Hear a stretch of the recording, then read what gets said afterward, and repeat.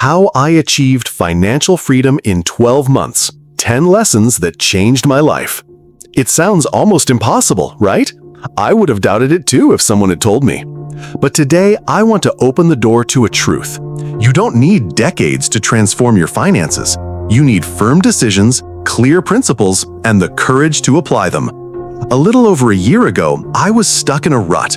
My income was disappearing as quickly as it came in, my debts seemed endless, and financial anxiety was my nightly companion.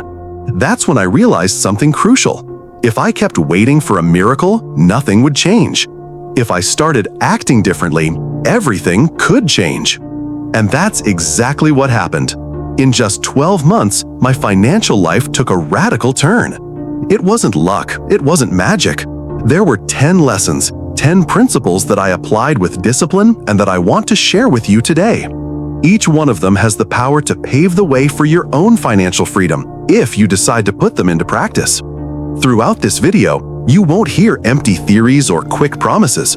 You'll hear the exact steps, the mistakes I made, and the decisions that led me from scarcity to prosperity.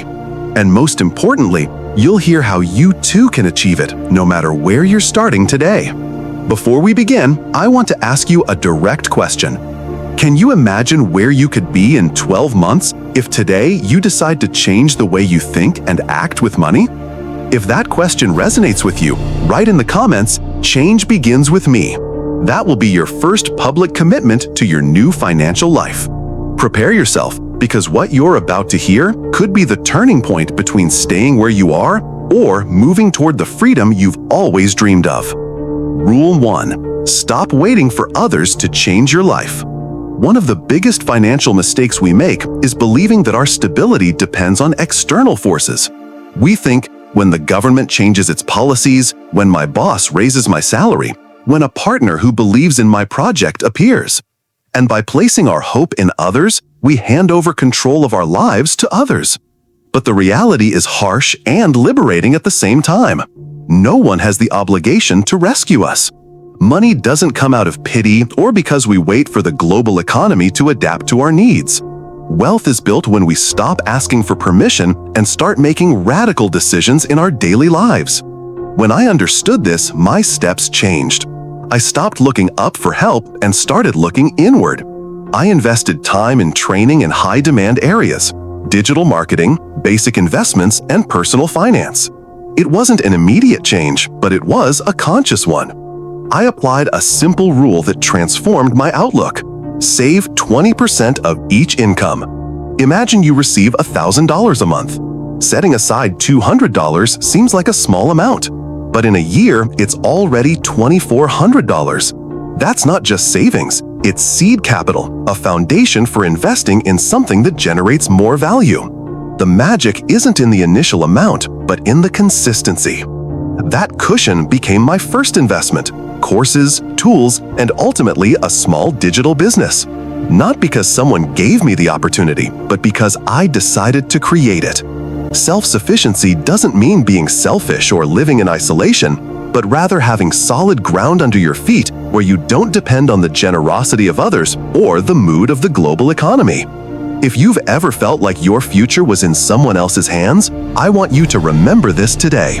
Your financial life changes the day you accept that no one will come to save you. That day, you stop waiting and start building.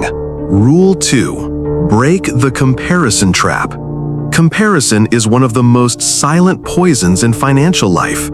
Every time we look at other people's success with the idea of measuring ourselves against it, all we achieve is sapping our strength and clarity. I experienced it myself. I saw my colleagues buying new cars, traveling, or getting promoted at work, and I wondered why I seemed so far removed from all of that.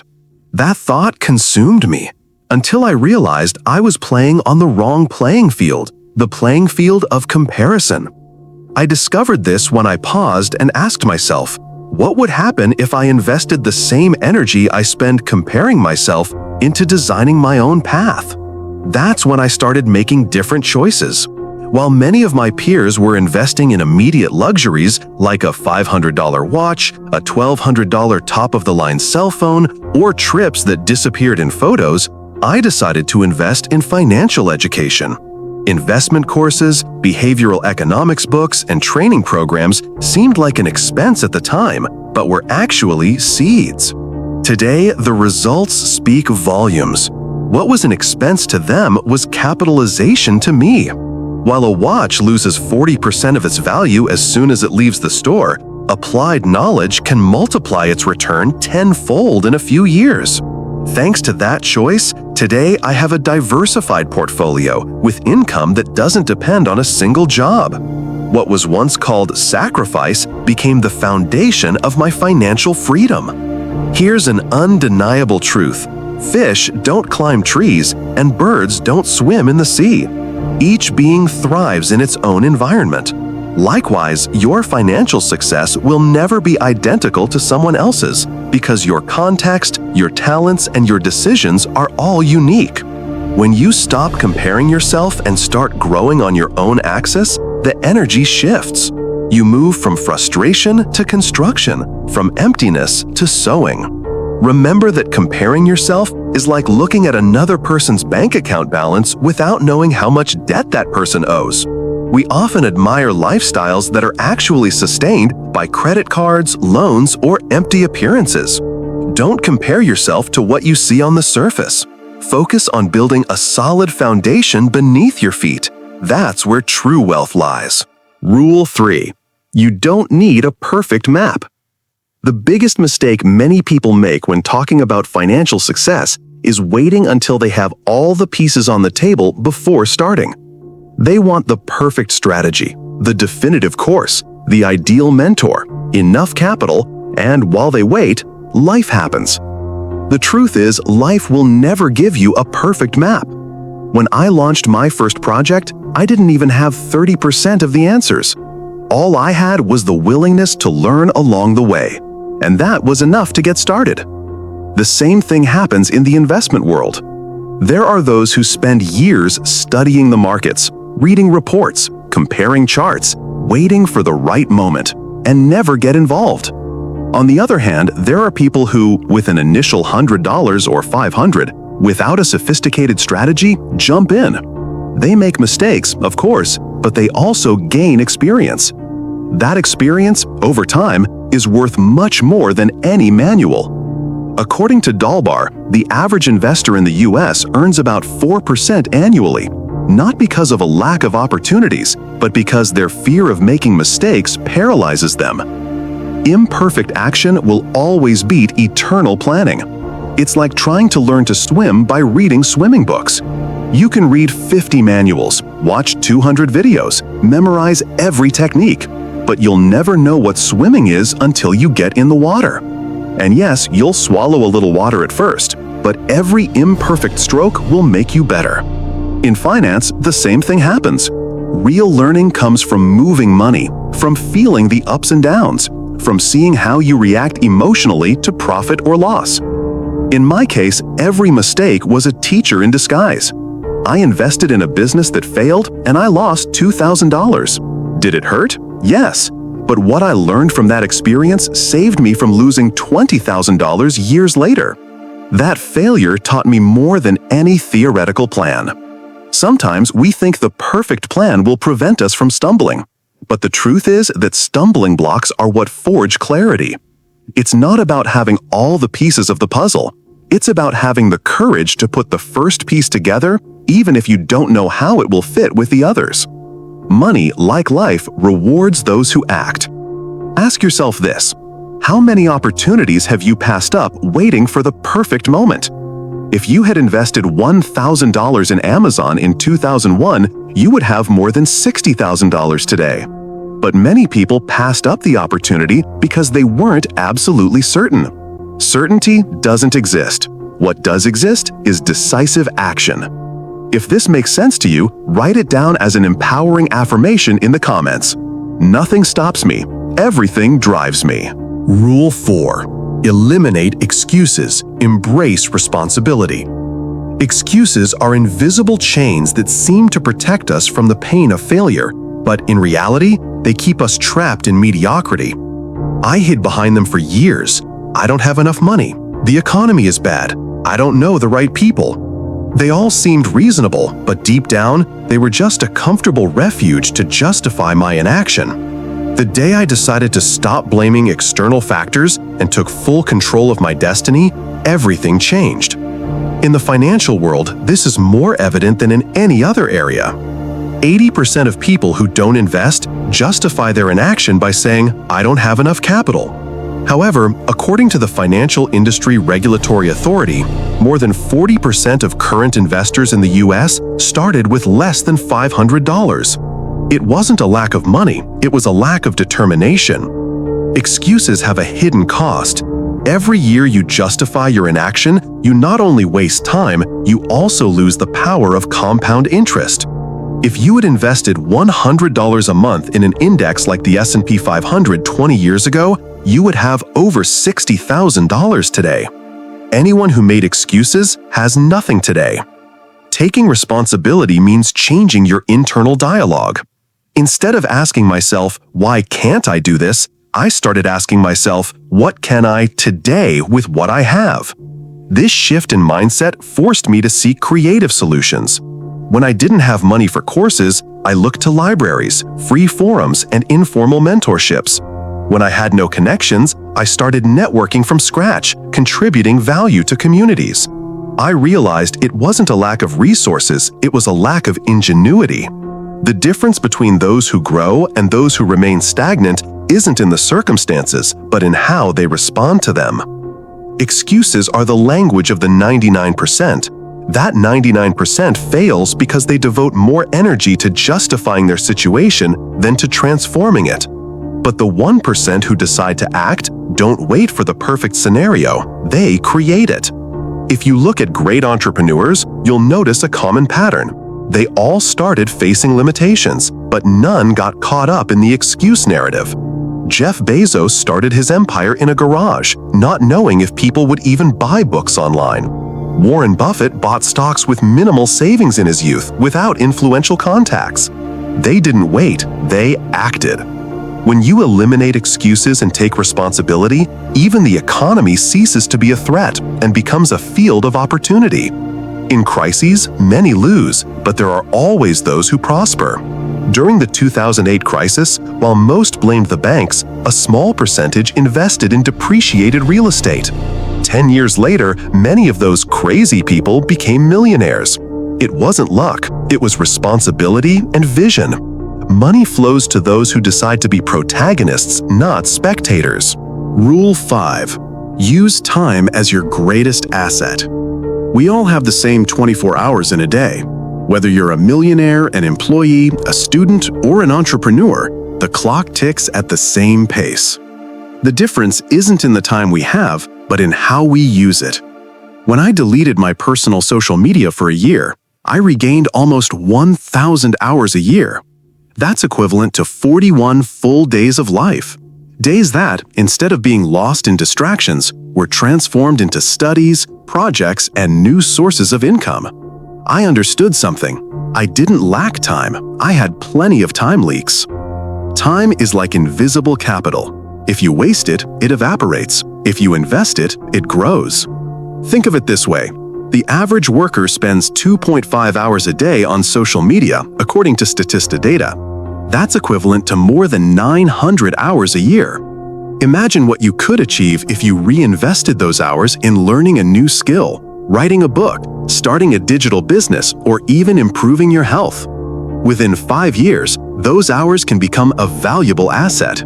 Those who spend their time building multiply their financial possibilities. Time, unlike money, cannot be recovered. If you lose a $100 bill, you can always make another, but a wasted day never comes back. That's why the most successful investors are obsessive about their schedules. Warren Buffett, for example, is known for fiercely protecting his calendar, avoiding unnecessary meetings, and focusing only on high-impact activities. Time discipline is a silent way to accumulate wealth. Using time wisely doesn't mean filling every minute with tasks, but rather differentiating between the urgent and the important. The urgent consumes, the important builds. Spending 30 minutes a day reading a financial book may seem like little, but after a year, you'll have read the equivalent of 12 full books. That knowledge, applied, can generate a competitive advantage that others will never have. Time invested in learning is like compound interest, small at first, exponential over the years. Henry Ford said that most people advance during the time others waste, and it's true. While some watch television 3 hours a night, others use those same 3 hours to plan investments, research markets, or design products. The result? Over the years, some inherit debt, others inherit empires. Time, well managed, is the greatest wealth multiplier there is. If this message resonates with you, write in the comments, "Nothing stops me, everything drives me."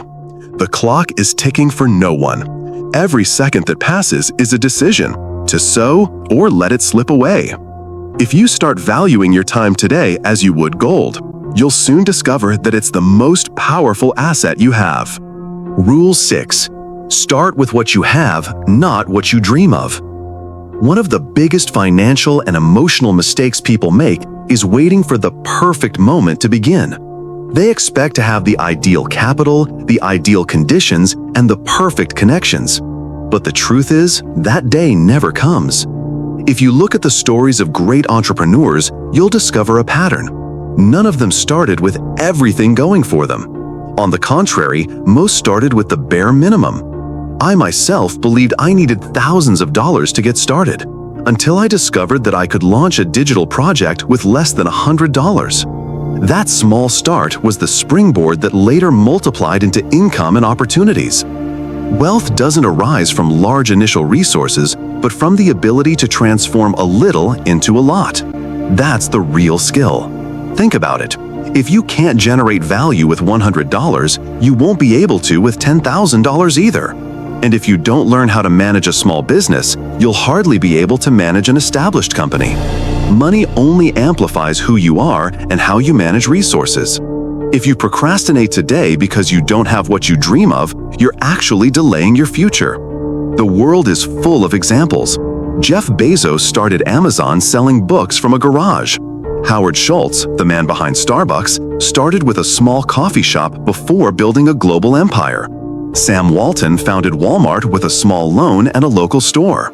In all cases, the common thing is that they didn't wait to have everything, but rather started with what they had on hand.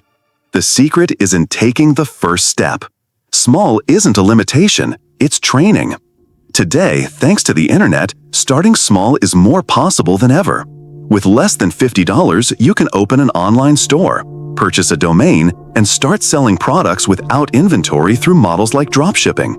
With less than $30 a month, you can build a community on social media, generate content, and attract customers to digital services. The important thing isn't the size of your investment, but the size of your commitment. If you wait until you have a large amount of capital, you'll be trapped in the illusion of someday. And someday is the silent killer of millions of dreams. Starting small is an act of faith in yourself. It's like planting a seed. At first, it seems insignificant, but with perseverance, it grows into a tree that bears fruit for decades. That financial tree you dream of begins with a simple gesture, daring to act with what's already in your hands. Rule 7. Believe in yourself more than in your circumstances. The biggest enemy of your growth isn't your debt or your lack of capital or even your lack of connections. The real obstacle is usually within you, doubt. When you don't believe in your potential, you don't take action. And when you don't take action, the opportunity passes you by. Self-belief isn't a romantic notion, it's a real financial asset. Studies show that more than 70% of entrepreneurs give up within the first year, not because their idea didn't work, but because they lost confidence in their ability to execute it. Think about this. Two people can receive the same $10,000 loan. One turns it into a thriving business, the other loses it in less than a year. The difference isn't the money, it's the vision and the belief in what they are capable of building. When you believe in yourself, you become creative, find solutions, and transform problems into opportunities. When you doubt, any difficulty becomes an excuse to give up. I experienced this change myself. The day I began to trust in my abilities, Opportunities didn't magically appear. They had always been there. What changed was my willingness to see and seize them. It's like tuning a radio. The waves already exist, but you need the right frequency to hear them. Self-confidence is the frequency that connects with business, partnerships, and the right decisions. External circumstances will never be perfect. There will be economic crises, inflation, political changes, difficult clients. But those who build wealth are not those who wait for ideal conditions, but those who believe in their ability to adapt. During the 2008 financial crisis, while millions of people lost everything, others saw unique opportunities. Warren Buffett said at the time, "Be fearful when others are greedy, and greedy when others are fearful." That mindset is only possible if you believe in your ability to endure and move forward. Believing in yourself more than in your circumstances means investing in the most valuable resource you have, yourself. You may lose money, but if you maintain your confidence, you will make it again. You may lose a job, but if you trust in your talents, you will find or create another. Material assets may fluctuate, but your belief in yourself is the only asset that, when properly cultivated, never depreciates. If you want to seal this commitment to yourself, write in the comments, "I am prosperous and I attract wealth." Because in the end, what determines how far you will go is not the world around you, but the strength with which you choose to face it. Rule 8. Don't expect the government to be your salvation. When we talk about financial independence, one of the most common traps is expecting the government to solve our financial problems. Yes, there are social programs, subsidies, scholarships, and temporary support. But these mechanisms are designed to provide relief, not build wealth. They are a lifeline in the middle of the ocean, not a boat that will take you to your destination. If you rely solely on them, you will always live on the edge of uncertainty. The numbers are clear. In many Latin American countries, more than 60% of the economically active population depends on some type of state support or subsidy. However, less than 10% of those people manage to significantly improve their quality of life in the long term thanks to these programs. Why? Because a conditional or temporary income never replaces asset creation, generating your own income, and financial education. Those who place their hope in external forces condemn themselves to passivity. It's like waiting for someone else to drive your car to your dream destination. The problem is that when others hold the wheel, they also decide the speed, the route, and even the stops. If you truly want to achieve financial freedom, you have to be the one who takes control of the helm.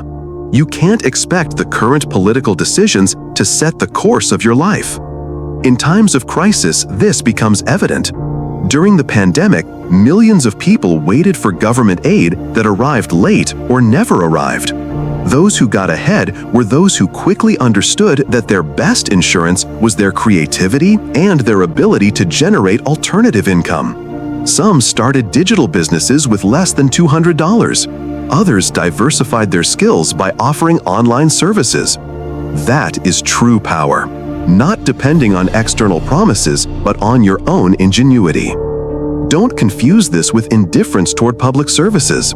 Education, healthcare, and infrastructure are essential, but your personal finances cannot depend solely on them. If you do, you will always be exposed to political changes, inflation, and decisions beyond your control. On the other hand, if you take full responsibility, you empower yourself. You save, invest, learn, create, and, little by little, build wealth that doesn't depend on who's in power. Rule 9. Embrace failure as a master. In the financial world, failure is not a final judgment, but rather a learning process. Every fall, every mistake, and every bad decision can become an invaluable source of wisdom if we know how to interpret it. The difference between those who achieve financial success and those who remain frustrated lies in how they react to losses. Some see them as an end, others as training for their next move. Think of the great fortunes in history. Walt Disney was rejected more than 300 times by banks when trying to finance his first theme park. Henry Ford failed in his first 2 companies before founding the one that would forever change the automotive industry. Recent studies even showed that entrepreneurs who have failed once are 20% more likely to succeed in their next project, compared to those who have never taken a risk. Failure, when managed well, becomes experience capital. The same thing happens in personal finance.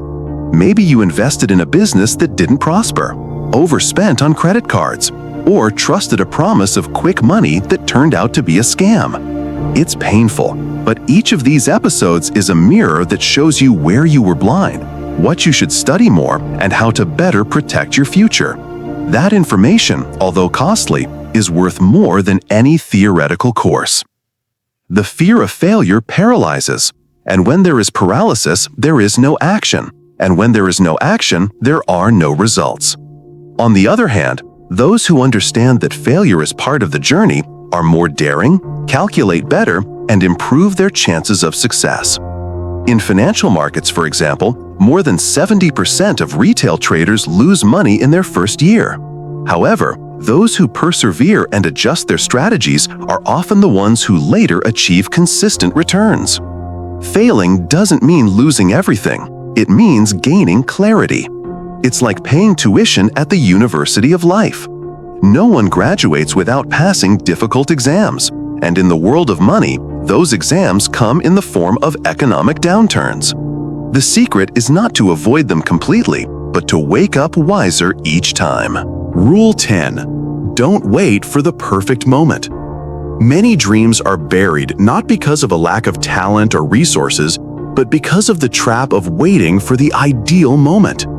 Perfection is a mirage that consumes time and energy while life keeps moving forward. In the financial world, this wait can mean wasted years, missed opportunities, and wealth that never arrives. Let's look at the numbers. According to data from the U.S. Chamber of Commerce, 65% of small businesses founded each year are born in far from perfect conditions. Their owners didn't have enough capital, all the experience, or the best market. And yet, many of them managed to consolidate because they understood that the essential thing was to start and then adjust as they go. Perfection is actually an elegant form of procrastination. If you wait until you have the exact capital, the ideal partner, the perfect economic moment, or absolute knowledge, you'll probably never get started. Great investors know this. Warren Buffett bought his first stock at age 11 without a master plan or a perfect financial model, but with the conviction that time in the market was more valuable than time spent waiting. Today, his fortune is proof of that vision. Steady progress, even if imperfect, will always surpass eternal perfection. A simple example. If you start investing $100 a month at age 25 with an average annual return of 8%, by age 65, you will have accumulated more than $350,000. On the other hand, if you wait until the perfect moment and start at age 35, even contributing the same amount, you will end up with barely $150,000. Waiting costs money, literally. There is no growth without action. In financial life, the wisest thing is not to wait for the ideal signal, but to train yourself to move forward even in the face of uncertainty. Every step, no matter how small, brings you closer to financial independence. Even the mistakes made along the way become compasses to adjust your course. But nothing can be corrected if you never start. Declare your decision right now. I'm starting today. I won't wait any longer. Write it in the comments and make it your commitment. Because wealth doesn't come when everything aligns, it comes when you decide to walk toward it with firm and consistent steps. In just 12 months, these 10 rules transformed my life from uncertainty to freedom.